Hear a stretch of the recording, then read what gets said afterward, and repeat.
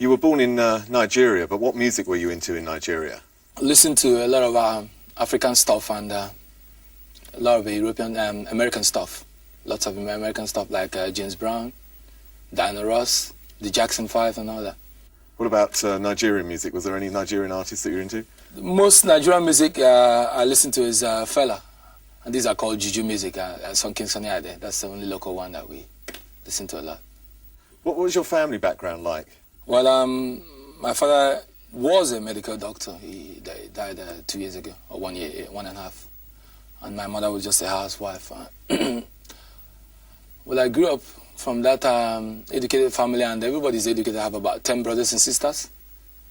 Some of them are diplomats, engineers, lawyers, all over the world. So how come Dr. Alban came to Sweden? I had my uncle in the Nigerian embassy in Stockholm. What, and you came to visit him, or how did I came visiting him, and I liked the place. I decided to stay. Did you come directly to Sweden, or did you go elsewhere? I went through London. And what did you do in London? Just I visited also a sister over there. Did you go around and have a look at the scene in London and see what was going on there in the clubs and things like that? I did. While I was in Nigeria, I visited London a lot, but never to Sweden anyway. When you were in Nigeria, did you have any idea that you wanted to be a musician? Was that always something you wanted to be? Not at all, not at all. I mean, the family background I have, everybody has to be educated.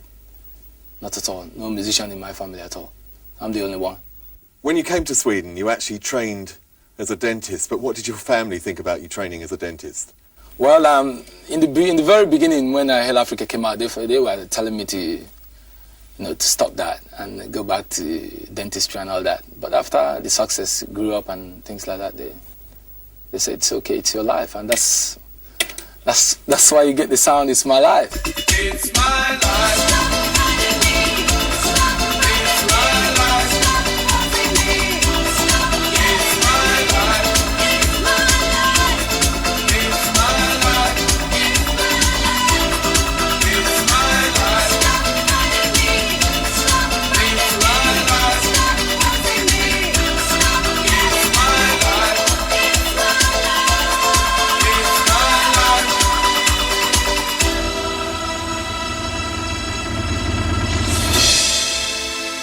One of the first things that you did when you were in Sweden, you actually ran a club called Alphabet Street. Why was that club so successful? Well, the success of the club was only that I played a lot of underground stuff that nobody else played. So I played a lot of raga, I played a lot of African stuff, I played a lot of underground stuff that came, white labels that came from America and the UK. And why did you have a club? Well, I've always been interested in music, and while undertaking these studies, I need to make some money somewhere to support the study. So I went DJing. I first started by cleaning the club, and then went in over to DJing and things like that. And then after a while, I found out that I could own the club too myself. So, how did you actually meet Denniz Pop?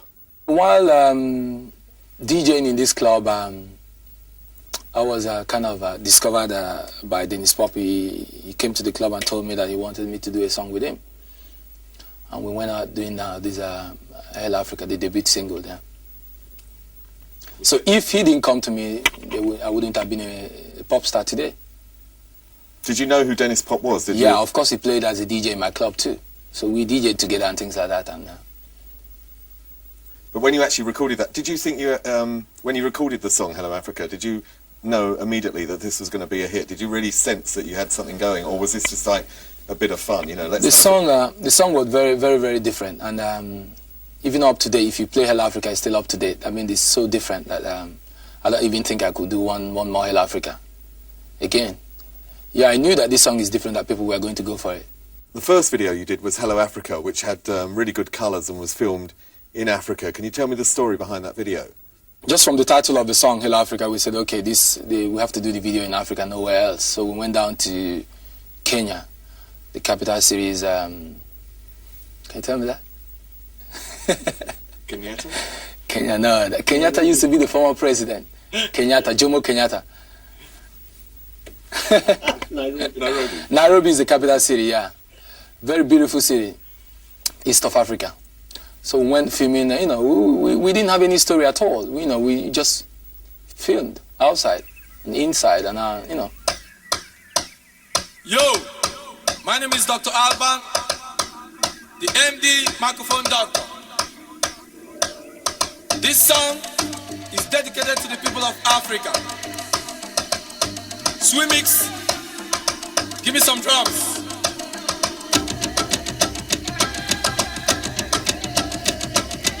Yo, African people, unite. Come together for the sake of your future. Yo, African people, unite. Hello Africa, tell me how you doing. Hello motherland, tell me how you doing. Hello Africa, tell me how you doing. Hello motherland, tell me how you doing.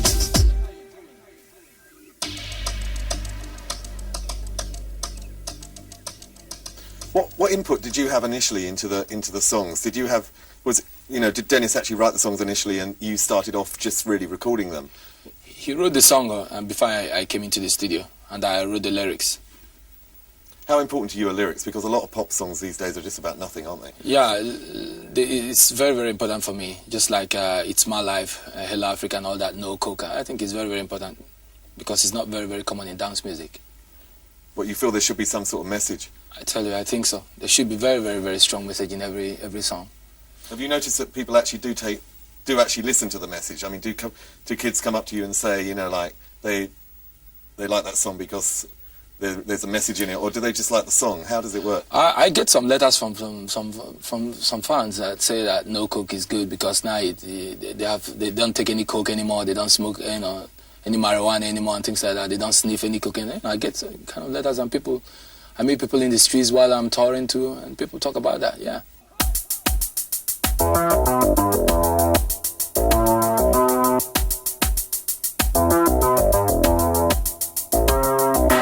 Hip hop, reggae in a dancehall style.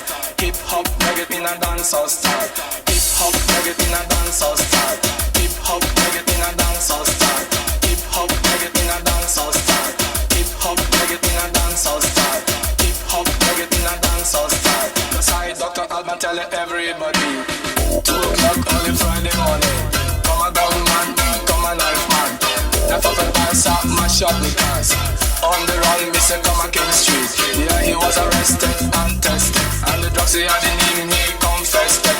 Because in all the youth in this country, woolly boys and a woolly girls. Drug abuse is a dangerous thing. Start off drugs and stop the violence. In a decent time, we have to abuse the drugs. Listen what I say, hey, I'm upon you.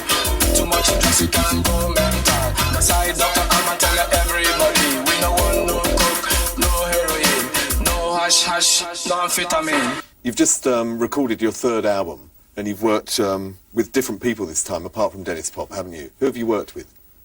Denniz Pop have done 3-4 songs, and Amadine, they've done 3-4 songs, and Todd Terry has done 3-4 songs also, and another guy from US, LA, called Ira, he's done another song. Well, I wanted to get different flavor, different sound in the new album. And do they give, what sort of difference do they give? Because Denniz is obviously still Euro, yeah, isn't he? And then Todd Terry is more New York, and it's what Todd Terry's stuff is very underground, and a lot of DJs would like to play Todd Terry's stuff. And then Amadine is just they are newcomers to the scene, so they have new fresh ideas.